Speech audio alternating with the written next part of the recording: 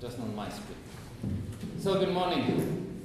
This is my name, and my co-author is one here, if you can pronounce it correctly. Eivind Hanberg, who's a PhD student of mine in Norway. I'm not a randomista, and I'm not a big fan of experiments. This is, in fact, I was thinking on my second or third presentation on experiments and using that, and it's a relatively new interest, and I try to keep the balanced view and just a little bit related to the discussion we had. But I would like to just present some ideas, here's the outline, and a few things on what I think might be useful to consider when we are discussing this general package of the tools that we have to do an assessment of the different policy interventions in forest conservation. Now, so I give a small background and classification of experiments, what I have in mind and what we are discussing today, then present a case study from Tanzania with the same justification as Alex. It may not be the best, but it's the one I know the best, and therefore I probably can give the best presentation of. One problem is external validity or generalizability from the experiment to the real world. And then a few research questions, hypotheses, or policy design options that I think would be interesting for more work, and with a few concluding remarks. Now, the background to this and why this has come up, and the Duflo and the other who are really strong advocates of this, is the limits of the traditional impact assessment methods. Now, 20 years ago, when I did my master's studies, PhD, we had regression models, and that was just throw in one variable for the treatment. Then we have a lot of new developments, as you know, with matching techniques, with instrument variables, difference in difference approaches, which are all useful and take us one step further. But one is also realizing, for example, getting good instruments. It's really a huge issue, and in fact very hard to find them. So we have this kind of out of sample prediction. We are testing, we want to know about a new intervention. For example, a pest scheme that has not been tested in this context, or at least. How will that work? And also this eternal problem of the low signal noise ratio, that there are much noise, too many moving parts in the picture. So we can do different types of experience. Natural, real experiments, this where you actually implement pilot schemes and do some natural of the real thing, may be very costly and take time. So the idea has been to use experiments with real incentives to generate some variation in the variable of interest, to get some real behavior and some real effects of different interventions. So in a way, if you compare this with the typical contingent modeling, this choice modeling, the contingent valuation, all that approach that has been around from when? Early 80s, particularly when it boomed,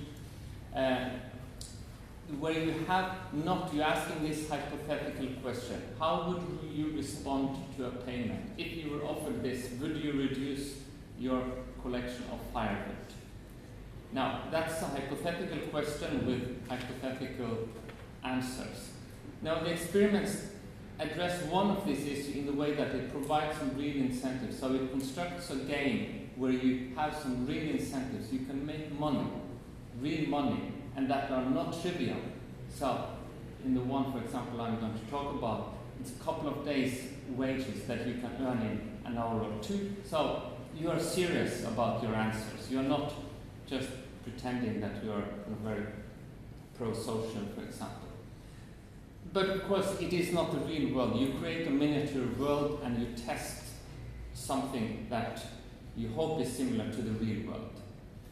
So just a typology that John List and others have been arguing for. Normally when I lecture, I have to stand with a pointer. I guess there's nothing. And I'm not falling up.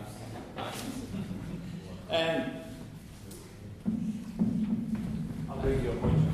Yeah. Okay, so you start with the lab experiments, where the varied people participate. The Western, educated, industrialized, is rich and democratic. If you're an American undergraduate, you have a probability that is 4,000 times higher than the average citizen of this world to participate in such an experiment.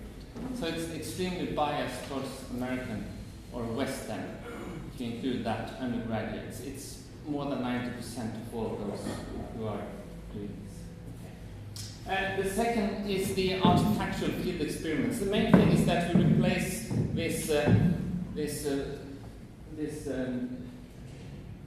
possibly unrepresentative undergraduate students with some real people. So you go to the field, you go to the stock exchange, you go to the boardrooms, and you do the experiments. But it's very much some of these experiments here. So you don't play with the real, but you play, for example, a trust game without much framing, maybe some.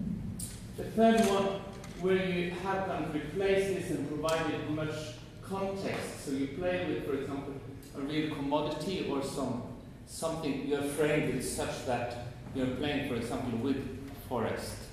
What's called the framed field experiments, and that's what I'm going to talk about more.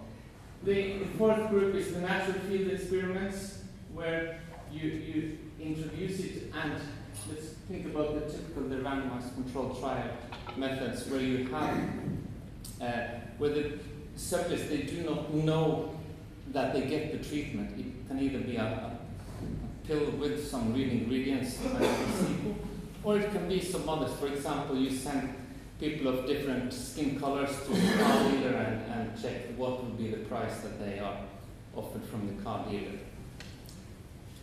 And then the final one, which is the natural experiment, a random event, an earthquake, a war, or possibly some policy shocks that where nature or the environment creates this randomized intervention that you can use.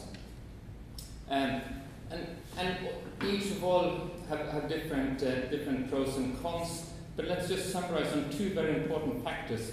One is this generalizability or the external validity. To what extent is the result of the experiment representative for what you get in the real world?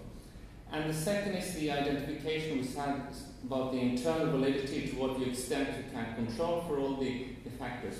And typically that in the lab environment, the sterile environment, so there is no contamination of in the test tubes, so to speak, to the artifactual experiments, and down to this naturally occurring that you have no control over, by definition, over the intervention, so you cannot make these controls.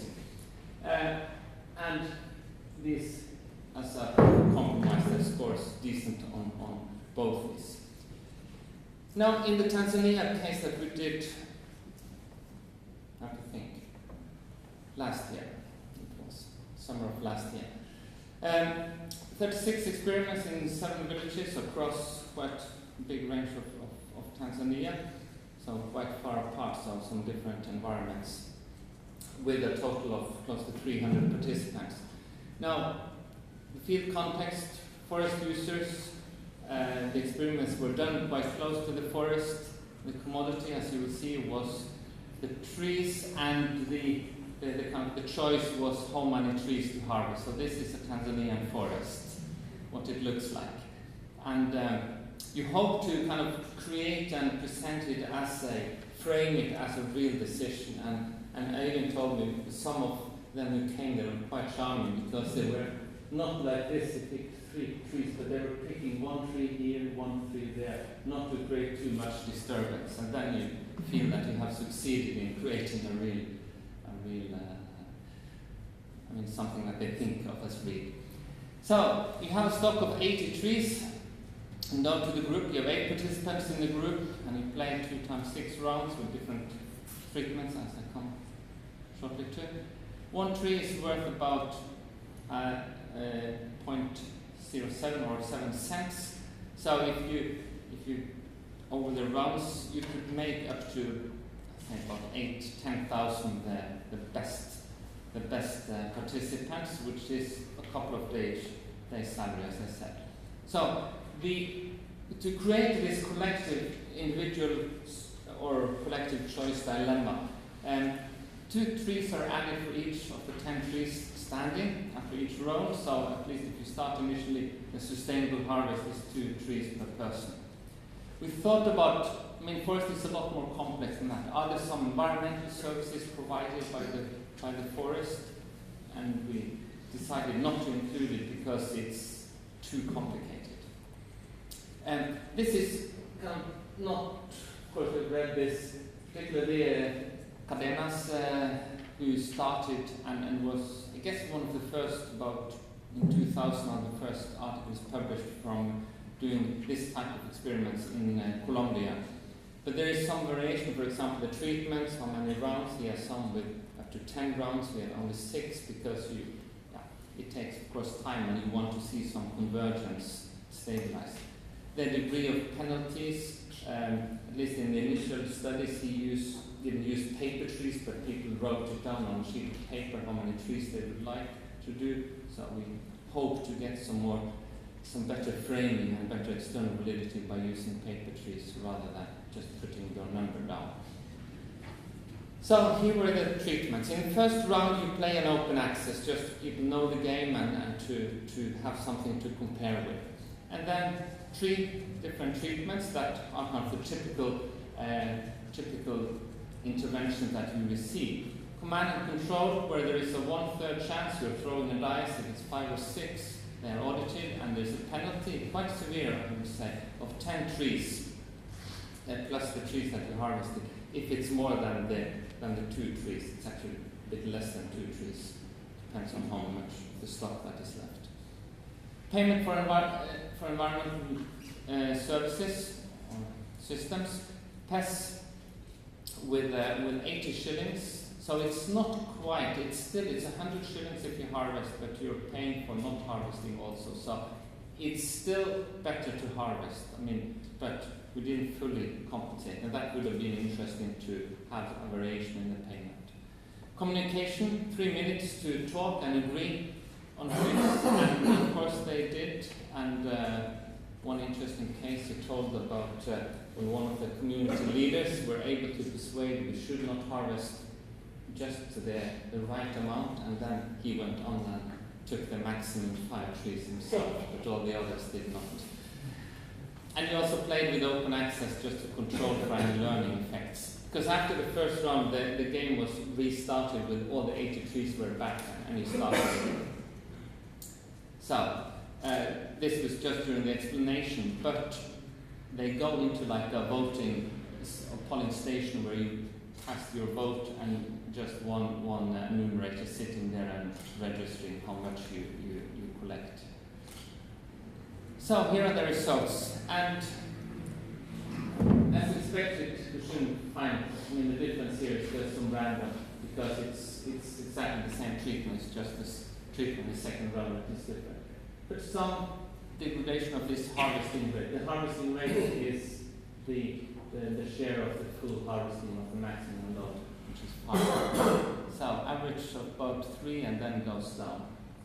Of course, if all the 8 take 5, it's 40 trees, and they can finish it in 2 rounds.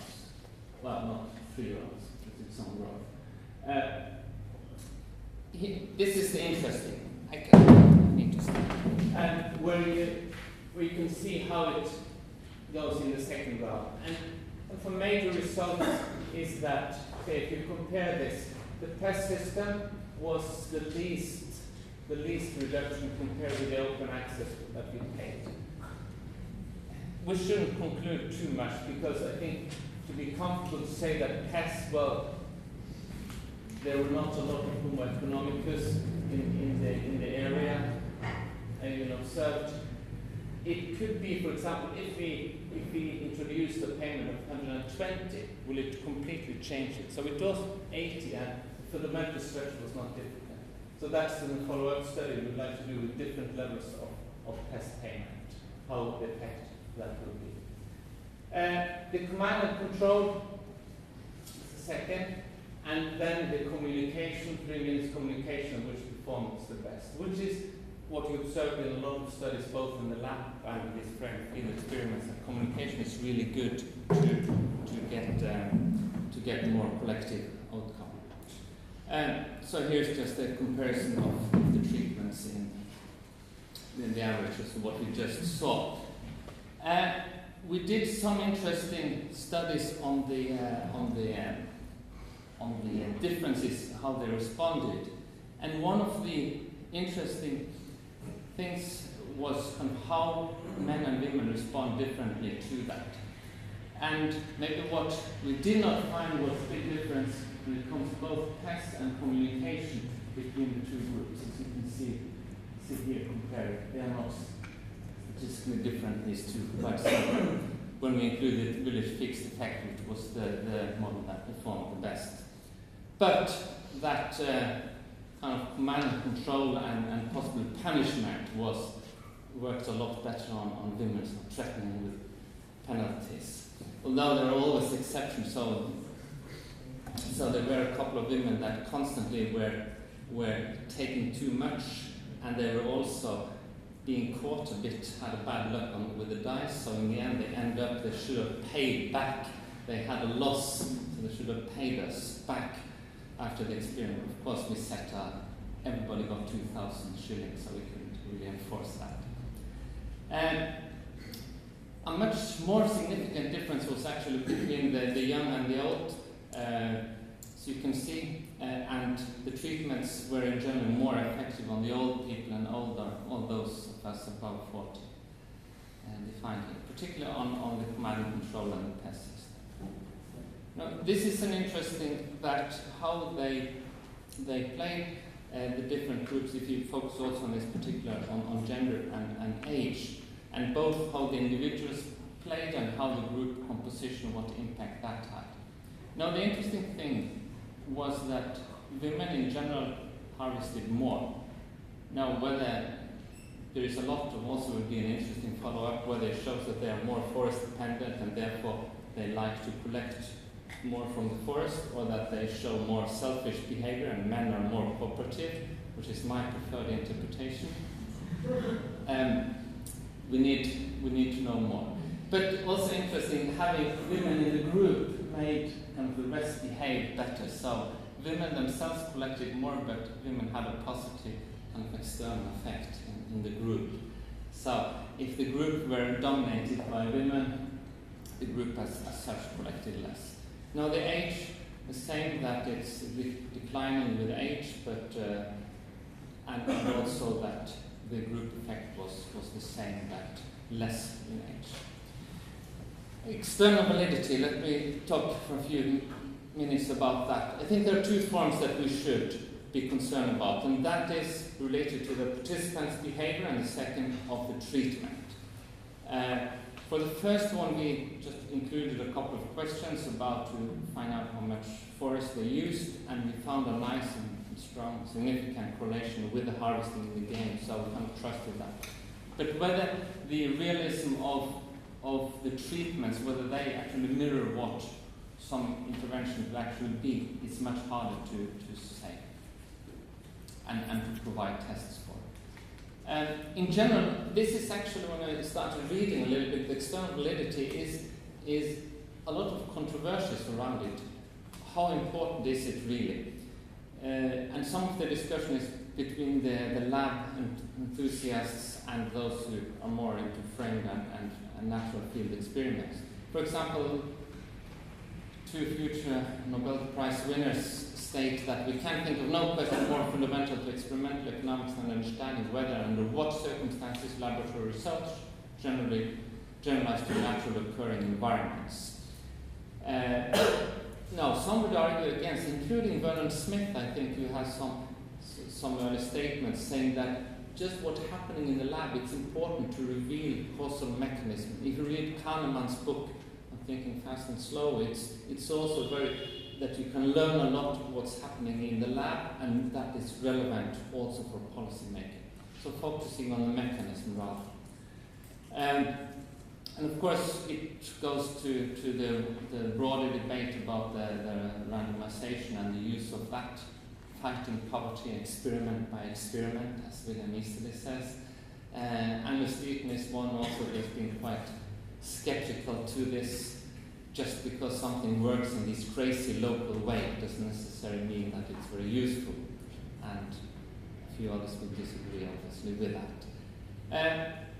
There are a number of reasons why why we don't have this. I mean, the moral consideration, pro-social behavior that you typically display related to that you are scrutinized by others, so they observe and you want to behave more nicely than you do in a natural environment. The context, the framing of the game, that is different, and of course also having perhaps not the same subject pool. Some have do that and force, and a few others, including John List in one paper, trying to compare the lab experiment, maybe an artifactual experiment, and a frame field experiment in Sierra Leone, and they found no correlation between how you played in the game and real behavior. And my colleague Stein Holm did something similar in Ethiopia, playing a trust game, and then how much people actually worked in this village terracing project. So no correlation between the preference expressed in the game and how you behaved. Now that may be, I mean, they write that social preferences for conservation may be unstable and highly context dependent, but that may also be an important part of reality, that we have what John Elster called the multiple self, that our preferences are not stable and we display very different behavior depending on context. So it may not as such jeopardize the external validity, but says something about behavior and how it's inconsistent across different situations of daily life. Of course, it can enhance it a lot by the design and the framing and information, but it's always, I think, the main challenge and the main critique of this.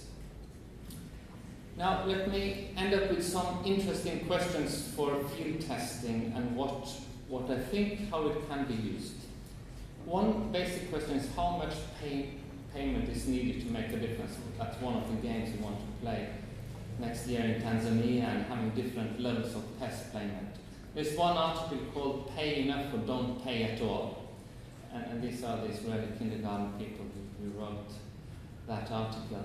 At the same time, you have this also I heard on Oslo Red Exchange in October, that we need to start small to gain experience, which is a typical. But if Esteve is right, you may kind of ruin the semi-second question, crowd out intrinsic norms. So you change the mindset, and this may not just happen in Israeli kindergartens, but more widely. But we may actually get a nice discussion here if Sven who has also been involved in this debate, that maybe in deforestation hotspots there are not many norms to crowd out in the first place. Now, Cadenas, in his Colombian study, finds that there is low cooperation after the introduction of a very poorly functioning command and control regime compared to the open access. So introducing a regime that does not work really made the result worse. Although in later experiment where this detection probabilities increase, they don't find the same. And they write another one, since we are in Barcelona, I thought it was a nice quote here, which kind of defending that even small payments can be important. So here's Rodriguez, Sicker, and Guzman and Cardenas saying the way a low fine sustains cooperation may be analogous to the yellow card keeps the peace on a football field. Without the card, violence escalates after the first kick to the shin. It makes no difference if the kick was intentional or accidental. Perhaps the card gives players the sensation that bad behavior does not always go unpunished, and that suppresses the impulse to seek their own justice. Being close substitutes for reciprocation. Yeah. Low fines and yellow cards may sometimes stabilize norm compliance in a world of feeble social order. So, I think it's still a question that it's hard to get some good tests of it, but it would be very nice to do more work on. I think when it comes to RED, a key question that is puzzling me is, do group-based incentives provide sufficiently strong incentives to reduce deforestation and degradation? Related to the benefit sharing, there is a project at CIFOR with Esteve and Chris Anderson of Colorado University that tries to do this and look at different mechanisms for benefit sharing, how that affects it. Does the incentives have to be at individual levels to work, essentially? Which is a very important design question for RED. Another question, Roderick Ostrom, that has worked on this. Roderick says participation is a meta-institution that gives better performance, and does endogenous institutions perform better? So that's also one of the experiments we're thinking of doing, whether if people can choose between institutions, so they have a menu, so we compare the performance of those who have chosen it endogenously or those where it has been imposed externally by those conducting the game. How important are non-monetary incentives, and to test that, which is also a challenge because typically the rewards are cash, and how you can replicate, for example, social acceptance within the group in a realistic way in a game setting. And finally, a couple of, Chadauri has a nice review of the lab findings of cooperation, and two things that stands out is we are a lot of conditional cooperators, which is the reciprocity norms that we have. But as Fair and others have done, we also take quite strong action in doing voluntary and costly punishment of people. So we are there kind of actually promoting justice, and we do sacrifice. I pay my own money to punish Jan if I think he has behaved badly, which is something I think an interesting finding, that how far we can go in that. A good share of people pay that. So, to what extent is this also true in these non-weird settings? And can we use this conditional cooperation to design interventions, and what are kind of the key parameters to do that? Just to sum up, the challenges related is that small experimental world, the mini world and then versus the maxi world, to make them as similar as possible, and how can we do that? In the forest context, to have the multiple forest products and services, how can we do that? To represent it without kind of over-complicating the game, I think is a major challenge. Creating realistic interventions, for example, to equate communication with the community forest management. Is it really that what we are doing, or is it just what we observe in all games, and communication always makes it better? The external validity of treatments rather than behavior is the main challenge, I think. That I can't trust more the behavior we observe than really how the treatments, if they are representative of what the actual interventions will be. And that many of these results can be parameter sensitive. For example, I mentioned this, the probability of being caught, how that may impact the results, the level of pest payment. So the conclusion is that we need actually a lot of different games to be studied, but that makes it then, if you have to play 10, 20 different games to really test out the parameter ranges for one or two or three parameters, really becomes not so quick and cheap as was the initial argument. So how useful is this for the ex-ante evaluations that we started off with? I think that these past, before, after control interventions are often not feasible. At least they're not feasible ex-ante, and can be very costly. I don't see a lot of studies that have been done on this frame field experiment on forest management. There are a few, there are a dozen or two on this, but too few to make generalization, partly because they vary a lot and done in different contexts. There's also, I think, the risk, the attractiveness of doing something cool, experiments that is you can sell but have limited practical relevance. So it's more important to be beautiful than useful, at least if you want to publish. at the same time, I think it has a role in the toolbox as a policy. And think of this, doing some of the experiments for 10,000, you can do reasonably large-scale experiment, and you can have very large gains to make the interventions more effective. And you can test also this wide range of options. But not to be misunderstood, I don't think it's a substitute for proper impact evaluations. In the end, I'll trust those more than the experiments. But as a first crack on to see how policies will work, I think it belongs in the toolbox.